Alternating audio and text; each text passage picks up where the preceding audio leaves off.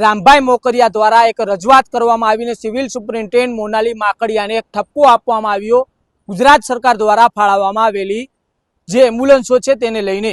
ત્યારે રાજ્યસભાના સાંસદ રામભાઈ મોકરિયાની વાતને મોનાલી માકડિયાએ એવું કહીને ઉડાવી દીધી કે તમામ એમ્બ્યુલન્સો છે તે કંડમ હાલતમાં છે।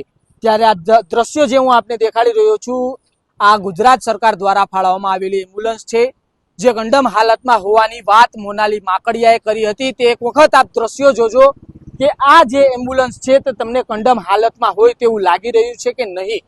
જી હા, અમે એ વાતથી સહેમત છીએ કે માત્ર ટાયરની અંદર હવા નથી કે કોઈ ટાયર ફાટી ચૂક્યા છે અથવા તો કોઈ ટાયરની અંદર પંચર પડેલા છે। બાકી જે અંદરના દ્રશ્યો પણ હું આપને દેખાડીશ, કેમેરામેનને વિનંતી કરીશ કે અંદરના દ્રશ્યો પણ કેમેરામેન છે તે દેખાડે કે કેવી હાલત છે। જોઈ શકાય છે ખૂબ જ સારી હાલત એમ્બ્યુલન્સની અંદરથી પણ જોવા મળી રહી છે। જ્યારે રામભાઈ મોકરિયાએ આ વાતને લઈને રજૂઆત કરી, એમણે મૌખિક માહિતી તો આપી, પરંતુ જે રીતના અમે ત્યારે રિયાલિટી ચેક કરવા માટે આ એમ્બ્યુલન્સની પહોંચ્યા, અંદરના દ્રશ્યો હું આપને દેખાડીશ। આ જોઈ શકાય છે અંદરની કન્ડિશન પણ ખૂબ જ સારી હોવાનું હાલ અત્યારે પ્રાથમિક તબક્કે છે તે લાગી રહ્યું છે। ત્યારે મોનાલી માકડિયા શા કારણે કહી રહ્યા છે કે આ એમ્બ્યુલન્સોની હાલત છે તે કંડમ છે,